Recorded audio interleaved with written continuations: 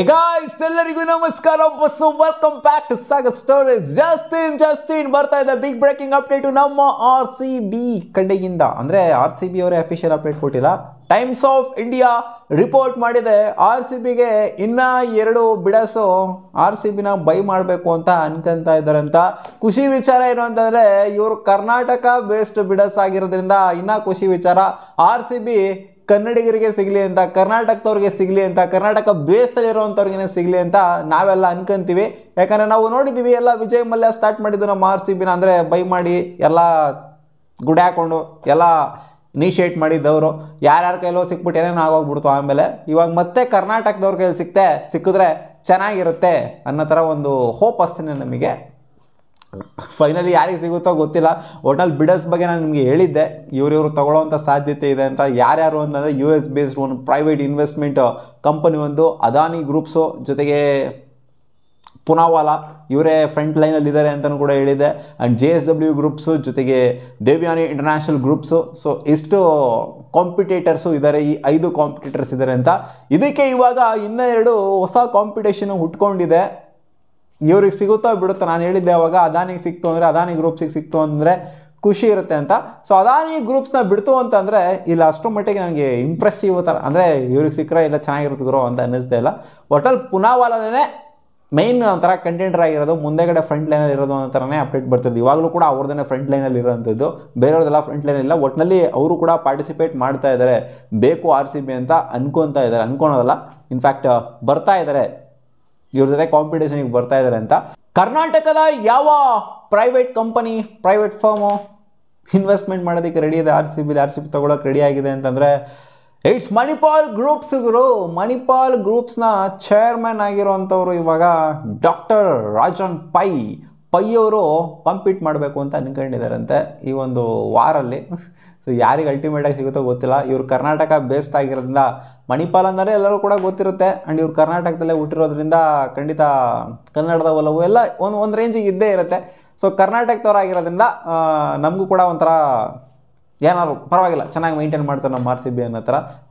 ಇವ್ರು ತೊಗೊತವ್ರೆ ಚೆನ್ನಾಗಿರುತ್ತೆ. ಯಾಕಂದರೆ ಬೆಂಗಳೂರು ಬಗ್ಗೆ ಇವ್ರು ತಿಳ್ಕೊಂಡಷ್ಟು ಬೇರೆಯವರೆಲ್ಲ ತಿಳ್ಕೊಳ್ಳೋದಕ್ಕೆ ಆಗೋದಿಲ್ಲ. ಯಾರೋ ಬೇರೆಯವ್ರು ಎಲ್ಲೆಲ್ಲಿರೋರು JSW ಅವರು ಇವರೆಲ್ಲ ತಗೊಂಬಿಟ್ಟು ಉದ್ಧಾರ ಮಾಡೋದಕ್ಕಿಂತ ಕರ್ನಾಟಕದಲ್ಲಿರೋರೇ ತಗೊಂಬಿಟ್ಟು ಉದ್ಧಾರ ಮಾಡಲಿ. ಯಾಕಂದರೆ ನಾವು ನೋಡಿದ್ದೀವಿ ವಿಜಯ್ ಮಲ್ಯ ಎಲ್ಲ ಇವರು ಎಲ್ಲ ವಿಜಯ್ ಮಲ್ಯ ತೊಗೊಂಡಾಗಿದ್ದಂಥ RCBಗೂ ಆಮೇಲೆ ಏನೇನಾಯಿತು RCBಗೆ, ಆಮೇಲೆ ಮತ್ತೆ ಯಾವ ಸ್ಥಿತಿಗೆ ಬಂದಿದೆ RCBಗೆ ಎಲ್ಲ ನೋಡ್ಕೊಂಡು ಬಂದಿದ್ದೀವಿ ನಾವು. ಸೊ ಅದರಿಂದ ಇವ್ರು ತೊಗೊಂಡ್ರು ಕೂಡ ಬೆಟರ್ ಆಗಿರುತ್ತೆ. ಇನ್ನೂ ಒಂದೇನು ಅಂತಂದರೆ, ಇನ್ನೂ ಒಂದು ಕರ್ನಾಟಕ ಬೇಸ್ಡ್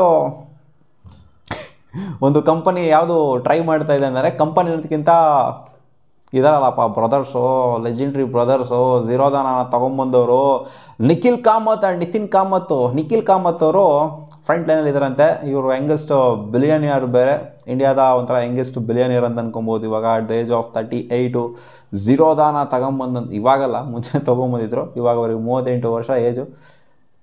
ಇವರು ಶಿವಮೊಗ್ಗ ಬಾರ್ನು, ಕರ್ನಾಟಕ ಬಾಯಿ, ಕರ್ನಾಟಕದಲ್ಲಿ ಬೆಂಗಳೂರಲ್ಲೇ ಇನ್ಫ್ಯಾಕ್ಟ್ ಎಲ್ಲ ಸ್ಟಾರ್ಟ್ ಆಗಿದ್ದು. ಆದ್ದರಿಂದ ಇವ್ರಿಗಿಂತ ಚೆನ್ನಾಗಿ ಬೆಂಗಳೂರು ಬಗ್ಗೆ ತಿಳ್ಕೊಂಡಿರೋಂಥವ್ರು. ಆ್ಯಂಡ್ ಪೈ ಅವ್ರಿಗಿಂತ ಬೆಂಗಳೂರು ಬಗ್ಗೆ ಚೆನ್ನಾಗಿ ತಿಳ್ಕೊಂಡಿರೋರು ಬೇರೆ ಯಾರು ಅಂತ ಸಿಗೋದಿಲ್ಲ ಅನ್ನೋ ಥರ ಕಾಣಿಸ್ತಾ ಇದೆ ಆಫ್ಟರ್ ವಿಜಯ್ ಮಲ್ಯ. ಖಂಡಿತ ಈ ಇಬ್ರಿಗೆ ಸಿಕ್ತು ಅಂತಂದರೆ ಚೆನ್ನಾಗಿರುತ್ತೆ. ಬಿಲಿಯನಿಯರ್ಸನ್ನ ಇಬ್ಬರೂ ಕೂಡ ಹಂಗೆ ನೋಡೋಗೋಯ್ತು ಅಂದರೆ, ಇಲ್ಲಾಂದರೆ ತೊಗೊಳಕ್ಕೆ ಆಗಲ್ಲ RCBನ. ಯಾಕಂದರೆ RCB ಕೋಟ್ ಮಾಡ್ತಿರೋದೆ $2 ಬಿಲಿಯನ್. ಇವರ ನೆಟ್ವರ್ತ್ ಬಂದ್ಬಿಟ್ಟು $3.1 ಬಿಲಿಯನ್ ಇದೆ. ಈ ನಿಖಿಲ್ ಕಾಮತ್ ಅನ್ನುವಂಥವ್ರದ್ದು ಅಪ್ರಾಕ್ಸಿಮೇಟ್ಲಿ $3.1 ಬಿಲಿಯನ್. RCB ಕೊಟ್ಟು ಮಾಡಿದ್ರೆ $2 ಬಿಲಿಯನ್. ಅದಕ್ಕಿಂತ ಜಾಸ್ತಿನೇ ಇದೆ. ಆ್ಯಂಡ್ ಇವ್ರದ್ದು ಡಾಕ್ಟ್ರದು ಚೇರ್ಮನ್ ಆಫ್ ಮಣಿಪಾಲ್ ಗ್ರೂಪ್ಸ್ದು $2.8 ಬಿಲಿಯನ್ ಇದೆ. ಸೊ ಫ್ರಂಟ್ ಲೈನಲ್ಲಿ ಇದ್ದಾರೆ ಅಂತ ಅಪ್ಡೇಟ್ ಅಂತೂ ಬಂದಿದೆ. ಇವ್ರನ್ನ ಇನ್ನೂ ಒಂದೇನು ಅಂತಂದರೆ, ಇವಾಗ ಒಂಥರ ರಫ್ ಆಗಿ ಬಿಲಿಯನಿಯರ್ಸ್ ಅಂತ ಬಂದಾಗ ಇವಾಗ ಫ್ರಂಟ್ ಲೈನಲ್ಲಿ ಇರೋವಂಥವ್ರದ್ದು ಪುನಾವಾಲಾ ಅಲ್ವಾ, ಅವ್ರದ್ದು ರಫ್ ಆಗಿ ಇವಾಗ ಈಚೆ ಕಡೆ ಬಂದಿದೆ. ಎಷ್ಟು ಇವರು ನೆಟ್ವರ್ತ್ ಅಂತ $20 ಬಿಲಿಯನ್ ಅಂತಪ್ಪ ಪುನಾವಾಲಾ ಅವ್ರದ್ದು. ಅವ್ರು ಕಾನ್ಫಿಡೆಂಟಾಗಿ ಟ್ವೀಟ್ ಎಲ್ಲ ಮಾಡಿರೋದೆಲ್ಲ ನೋಡ್ತು ಅಂತಂದರೆ ಅವ್ರು ಖಂಡಿತ ಫ್ರಂಟ್ ಲೈನಲ್ಲಂತೂ ಖಂಡಿತ ಇದ್ದೇ ಇದ್ದಾರೆ. ಆ್ಯಂಡ್ ಕರ್ನಾಟಕ ಬೇಸ್ ಆಗಿರೋದ್ರಿಂದ ಈ ಮಣಿಪಾಲ್ ಗ್ರೂಪ್ಸ್ದು, ಜೊತೆಗೆ ಝೀರೋದಾ ಅವ್ರದ್ದು ಖಂಡಿತ ಇವ್ರು ತೊಗೊಳ್ಳಿ ಅಂತಲೇ ನಾವು ಅನ್ಕೊತೀವಿ. ಯಾರನ್ನ ತೊಗೊಳ್ಳಿ, ಒಟ್ಟಲ್ಲಿ ಮೇಂಟೈನ್ ಚೆನ್ನಾಗಿ ಮಾಡಲಿ. ಆದ್ರೂ ಕರ್ನಾಟಕದವ್ರಿಗೆ ಸಿಕ್ಕಿದ್ರೆ ಅದೊಂಥರ ಖುಷಿನೇ ಬೇರೆ RCB ಫ್ಯಾನ್ಸ್ಗಳಿಗೆ.